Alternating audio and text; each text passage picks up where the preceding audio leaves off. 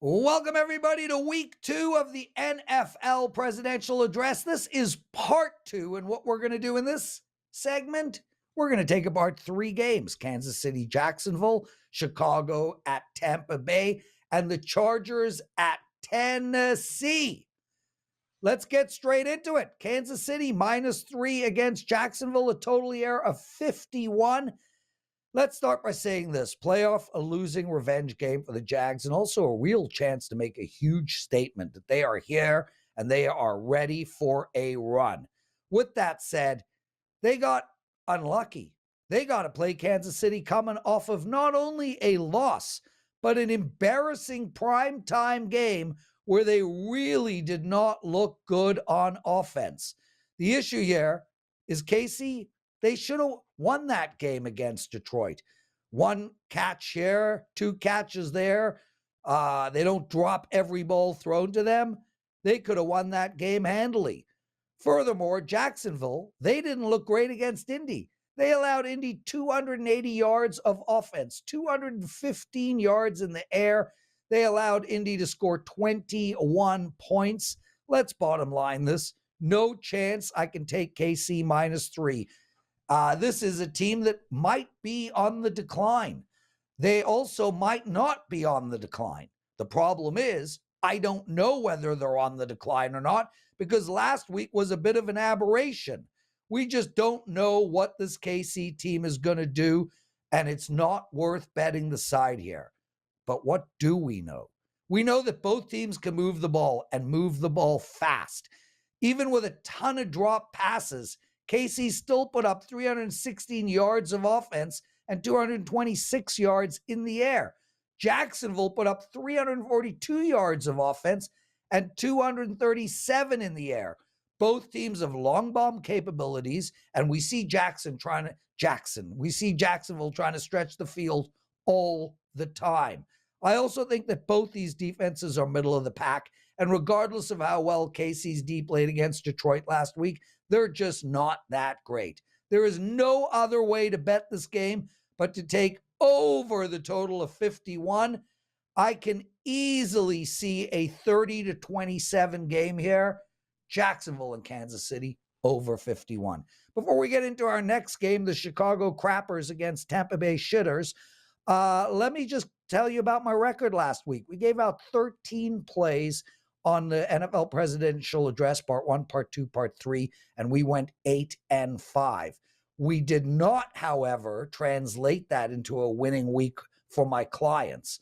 We actually had a dreadful week for my clients, going 5-9 in total. We really got unlucky on a lot of plays, but whatever the case may be, it was not a winning week for my clients. We also lost that Texas Tech game on Saturday night in college football. I have a promo for you guys that I really, really think you should take advantage of.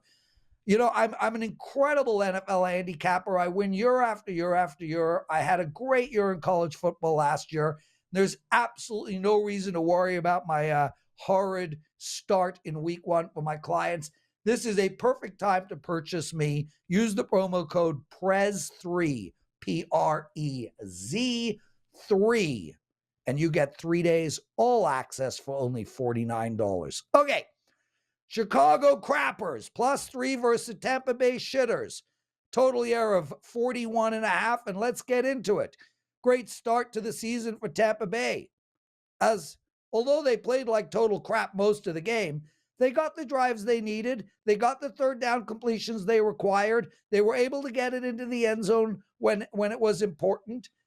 And they got some timely turnovers, especially at the end of the first half. Yes, they snuck out a win against Minnie, and an upset win at that. As for the Bears, well, you all know my thoughts on this pathetic joke of a football team. I would take the Bears, honestly. I would take the Bears in this spot if they were getting, say, 30 points. But it is unlikely you will see me bet on the Bears all season. As for betting against them, I just don't want to bet on Tampa Bay. I don't believe in this Bucs team. I don't believe they are deserving of being favored. What we are going to do, however, is look to take the under. I am shocked that this number is 39. Sure, Tampa Bay put up 20 whole points last week, and so did the Bears. But Chicago's 20 was phony, and again, Fields couldn't really move the ball. They put up a whole whopping 189 yards of offense, and like last year, they're going to be a run-first football team. As for the Bucs, they only put up 242 yards of offense and did even worse than the Bears in passing, not even breaking 169. So here we have two teams that I think will run the ball a ton. I grant you Tampa Bay sucked running the ball last week, but I think they will keep trying because they have no choice. These are two teams that absolutely struggle in the red zone, two teams that will kick more field goals and score touchdowns, and two teams that will play to the under all season long. Yes, both defenses suck ass. I get it. And we should see more yards by both teams than we did last week. But I don't think we see a ton of actual touchdowns in this game. I would not be surprised if this game ends 17-13, which is 12 points, 11 and a half points less than the current total. Take Chicago and Tampa Bay under 41 and a half. Make sure to use that promo code, guys. Prez3, 3-day all access for only $49. Let's turn our attention to the LA Chargers versus Tennessee. LA Chargers minus 3.5. The total here, 45.5. Here is a game with one team being an over team, the Chargers, and the other team being an under team, Tennessee.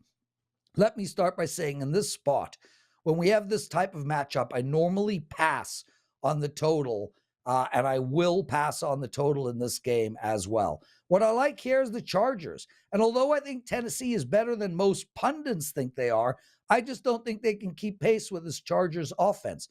Talk about a well-balanced offense. They were like the worst run team in all of football last year. Not last week. Number one run team in the league. No matter what, the Chargers are going to get their points. I think they get likely 27-31. This Tennessee D is horrific, terrible. Chicago Bears bad. And although they played well against the conservative Saints, they are stepping up in class this week. So if I think about this game, and I think the Chargers can get a minimum of 27 points, how many will Tennessee score? I think they average around 18 on the entire season, and I think they put up somewhere between 17 and 24 this week. I hate betting road favorites of more than a field goal, but I am very bullish on this Chargers team. And if they can hang in the 30s, if they can hang 30 on Miami, they can hang 30 on Tennessee. The Chargers put up 433 yards of offense against Miami last week. Unbelievable performance. Tennessee, they just won't be able to score enough. I have to bet the Chargers here, and they will likely make my circa card. Take the LA Chargers minus 3.5. Guys, remember, the presidential address this year is divided into 3 parts. Part 1, we spoke about Minnesota and Philadelphia, Green Bay and Atlanta, Baltimore and Cincinnati, and Seattle and Detroit. You're currently watching Part 2.